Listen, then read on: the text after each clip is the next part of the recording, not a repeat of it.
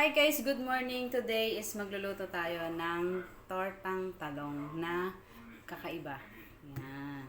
Kasi yung ibang tortang talong, 'di ba talong lang tapos egg, lalagyan ng asin tapos ng ibang pampalasa. So ito, may kasama siyang okra.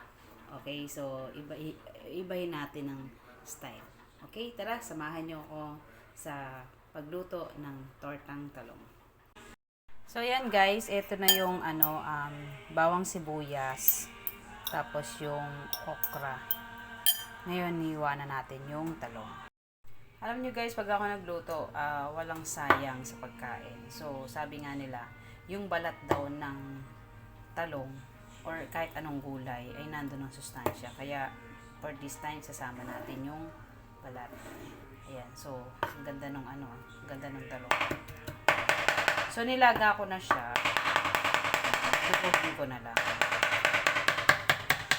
Actually, hindi ko masyadong dudurugin, no? Kasi mas masarap kumain ng yung mga, alam mo yun, hindi masyadong durog. Kaya okay lang.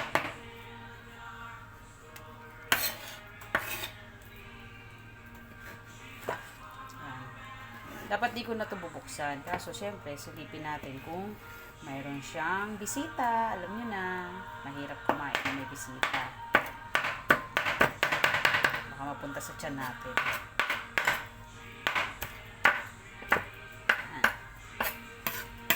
Okay, so lagay na natin dito.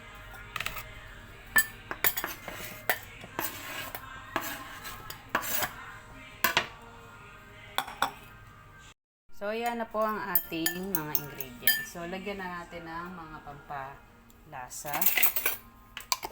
So, syempre, lagyan natin ng sa mix. Tapos, lagyan din natin ng salt.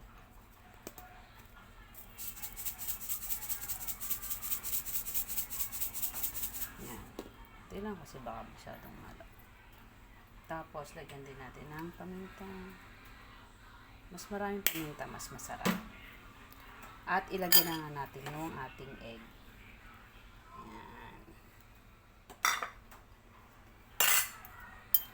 Haluin. Siyempre, lagyan natin ng konting harina para kumapit siya. Mga 1 cup lang. Yan. Para mas doblehin natin. Yan. Tapos, lagyan din natin ng cornstarch para medyo crunchy siya. Hindi siya, yan. And then, kung kulang yung pampalasa natin, pwede naman dagdagan.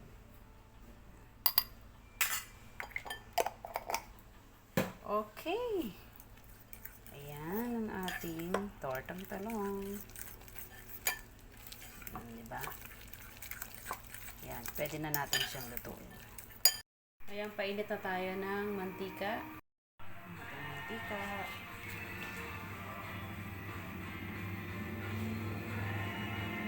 I think kailangan maraming mantika dito. Ayan, sige, pwede na yan. Tingnan natin kung mainit na. Hindi pa. Okay, try na natin.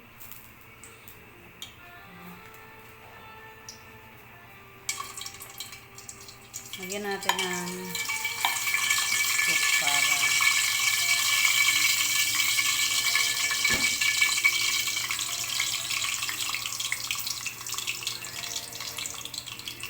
para maganda yung shape niya.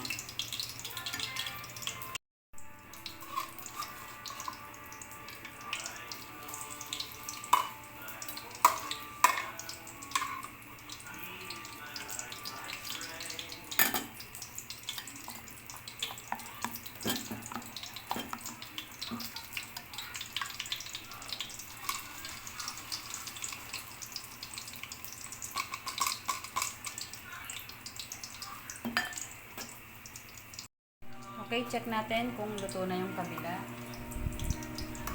side. So, meron pa. Mas masarap nito yung crunchy.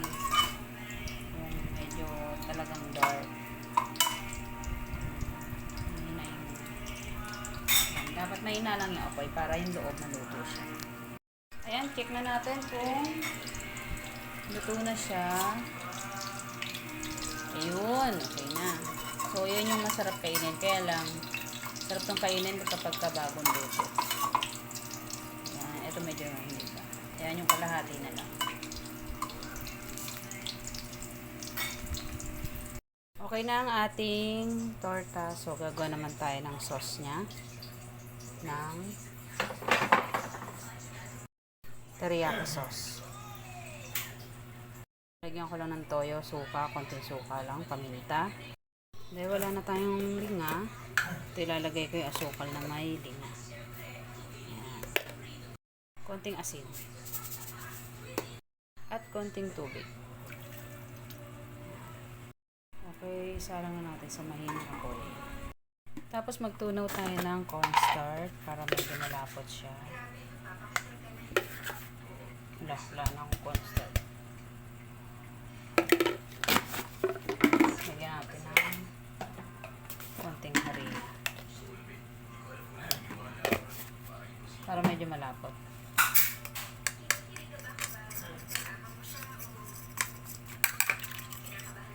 Okay, so habang natin kumulo, ayan.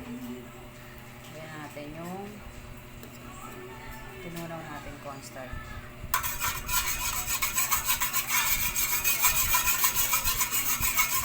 Para pagkulo niya, lapot na siya.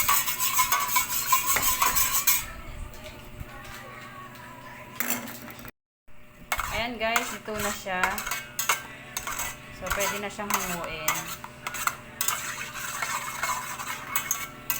Alright. At ito na ang ating finished product.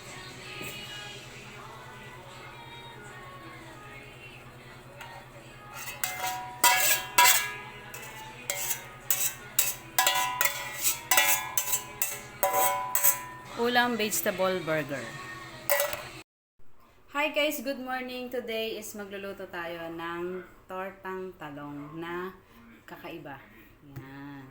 Kasi yung ibang tortang talong, 'di ba talong lang tapos egg, lalagyan ng asin tapos ng ibang pampalasa. So ito, may kasama siyang okra. Okay, so ibahin natin ng style. Okay, tara, samahan niyo ako sa pagluto ng tortang talong.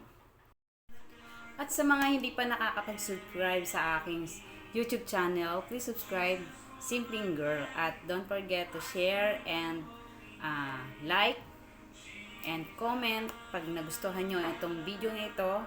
At para updated kayo sa lahat ng aking mga ina-upload.